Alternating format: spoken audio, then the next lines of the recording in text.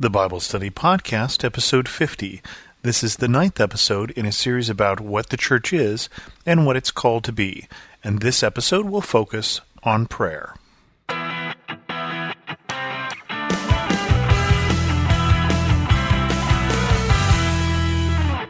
Welcome to the Bible Study Podcast. I'm your host, Chris Christensen.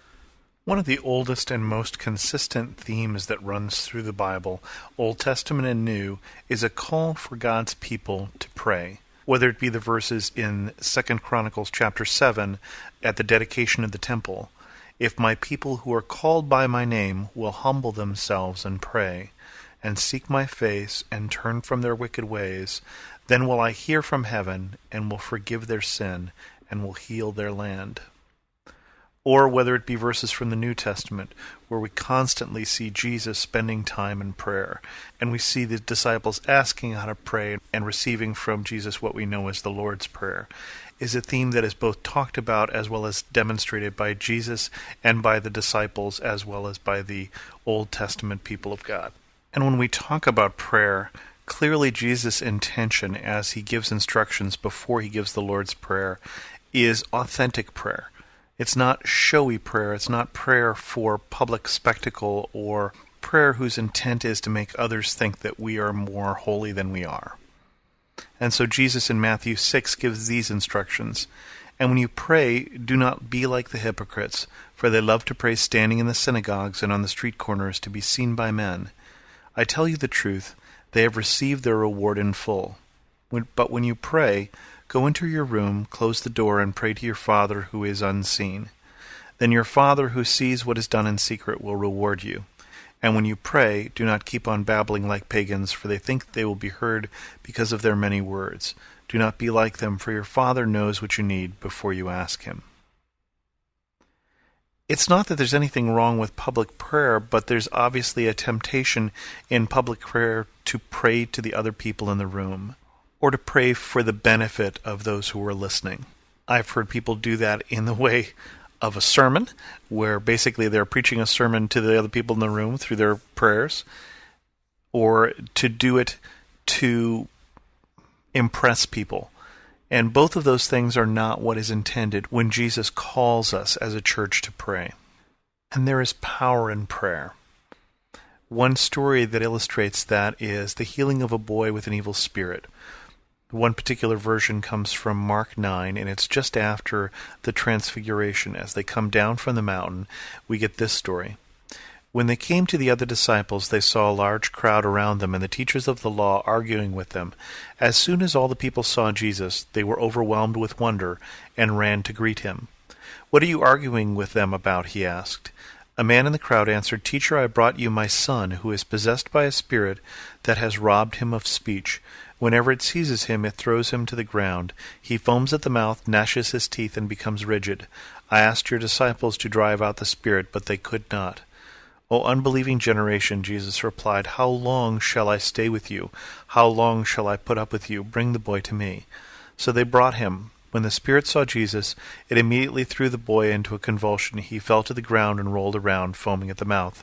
Jesus asked the boy's father, 'How long has he been like this?' 'From childhood,' he answered. 'It has often thrown him into the fire or water to kill him. But if you can do anything, take pity on us and help us.'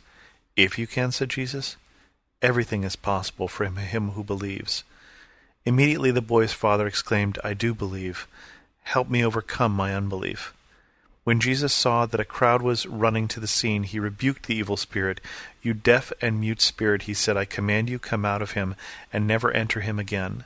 The spirit shrieked, convulsed him violently, and came out. The boy looked so much like a corpse that many said, 'He's dead.'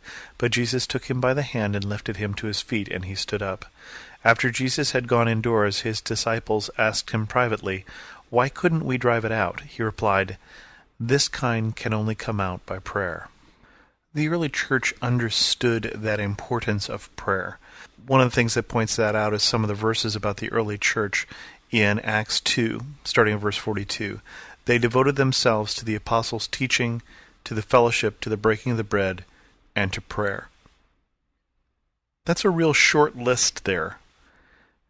Goes on to talk about that everyone was filled with awe, and many wonders and miraculous signs were done by the apostles. The believers had everything in common. They sold their possessions and such, but they're devoting themselves to a very small amount of things: teaching, fellowship, breaking of bread, and prayer. Prayer is one of the 4 basic things that our churches should be built on. Everything we do should be supported by prayer. In my personal experience, there are 2 different places that I've been where I have really seen that acted out. One was at a non-denominational camp, which was very fundamental in the formation of my faith when I was just a kid through high school. And the way that particular retreat worked, it was a week-long retreat, is they had a 24-hour prayer vigil. At every moment during that week, someone was in a prayer chapel, and they were praying for everything that was going on. And I was always astounded how much happened in a week there, and how many lives I saw changed in a week. And yet I think it's because it was always supported by prayer. Similarly, the college group that I was in, there were some years that I was there that the group really thrived. And coincidentally, there was a 4-year period where there were a group of people, mostly guys from the class right behind me, who devoted themselves every day, every weekday at 4 p.m. They would gather in the chaplain's office and they would pray. And so 5 days a week they were in prayer for the group. And during that time period, I think the group was very strong. And I think after that time period, after that group graduated, there were a number of major problems that the group went through, including a breakup of leadership over a major issue.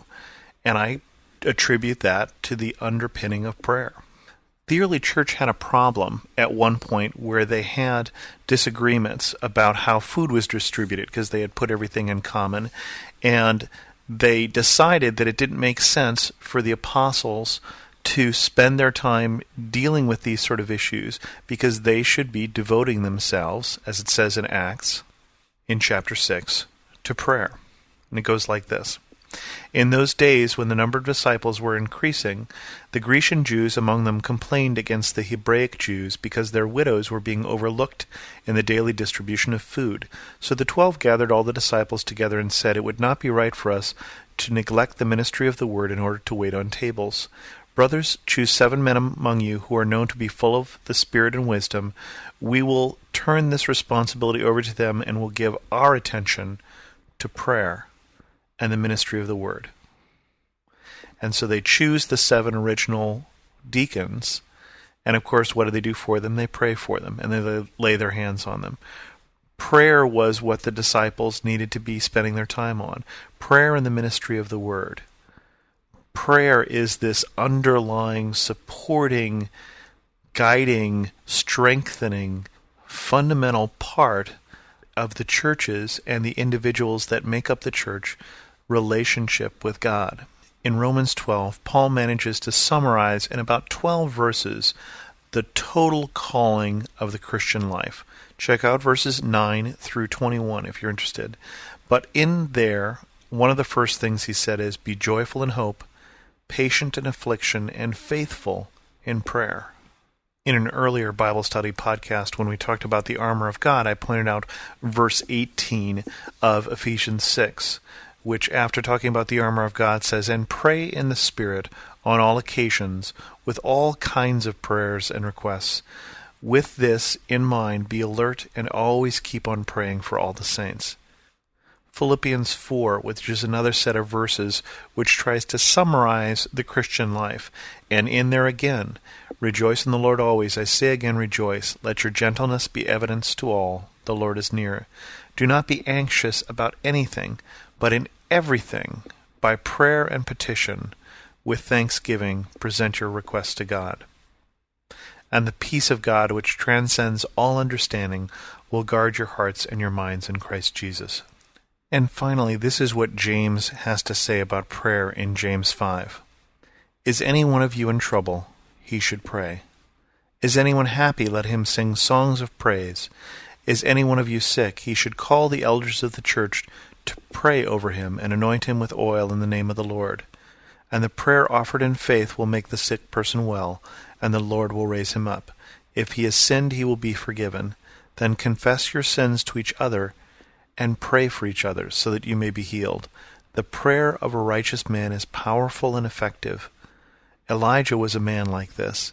He prayed earnestly that it would not rain, and it did not rain in the land for 3.5 years. And he prayed, and the heavens gave rain, and the earth produced its crops. This is, so far, a 9-part series on what the church is and what the church should be.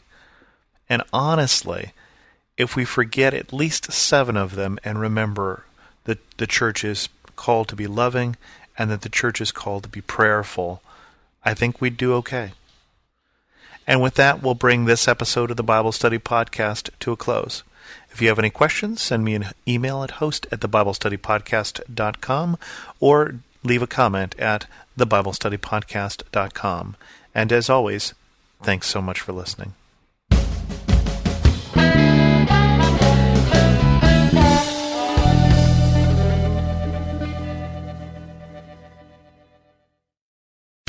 The best and the brightest served up daily by the sharpest minds in content delivery, pod show, and limelight.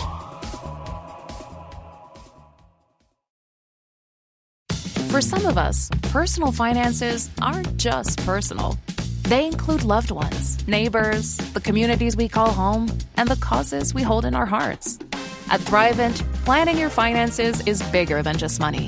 We help you put your plans into motion and faith into action so you can do more for the ones in your heart. Because sometimes all you need to make a difference is someone to help you make it happen. Thrivent, where money means more. Connect with us at Thrivent.com.